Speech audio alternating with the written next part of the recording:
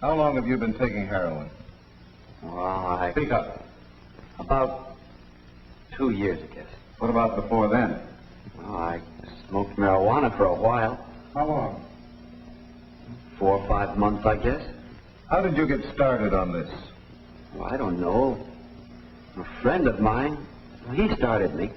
Started by a friend. An oft-told story. For drug addiction is contagious. One addict can make 5. 5 can make 25. Marty's story is like many of the others.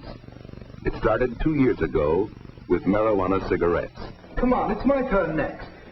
Gee, Duke, where'd you get him? I know a guy. 3 for $1. Let me try. Gee,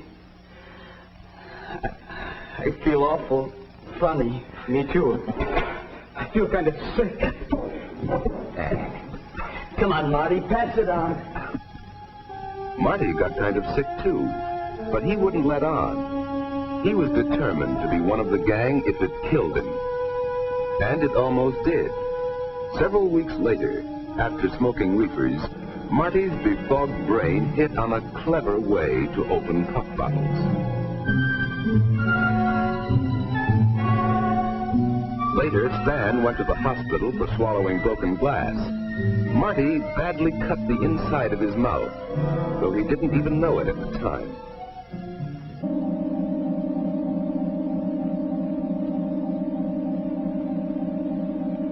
Hank immediately recognizes the withdrawal symptoms in John. Nervousness, nausea, watering eyes, running nose. Too bad, but his pal Pete isn't around to fix him up. Hank needs every grain he has for his own fix. There's nothing to do but wait till Pete comes with more stuff. In the meantime, sweat it out, pal. You wanted kicks? Now pay the price.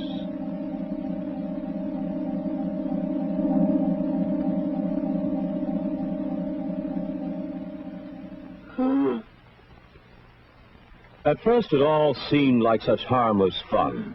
It was hit to go along with the gang. But where's the gang now? Why aren't they with him when he needs them most? Too late, he realizes that by joining to belong, he's more alone than ever. This is the one trip he must take all alone. Only he himself can experience the unbearable agony of withdrawal. Alternately, he will feel chills and burnings. Violent muscular cramps will rack his tortured body. He will vomit and then retch in uncontrollable convulsions. The agony will reach its peak in 36 to 72 hours, then continue for 2 more weeks. In the meantime, he must obey the rules of the drug addict's world of secrecy. His screams of pain can bring discovery. Worst of all, they can bring the law and forcible denial of the hell drug addicts must have. So cool it, cut it, strangle it. In the jungle land of narcotics, it's fight, claw, kill, and every man for himself. The demons of withdrawal pains have increased their torture. They run rampant through his body and prepare to multiply themselves hundreds of times again. Ironically, the only relief from his demons is through the very poison that originally hooked him. The same heroin that will bind him ever more tightly to his living hell. But the blessed temporary delivery is not given through any noble, charitable motives.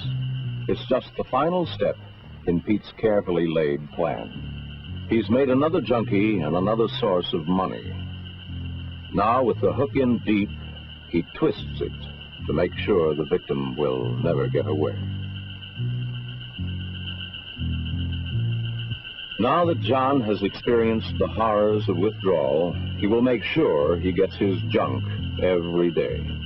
His pal Pete will be glad to supply him, but only for money, plenty of money. For in the vicious racket that preys on human misery, there is no trust, no credit, no mercy. It's cash on the line or the unbearable agony of withdrawal.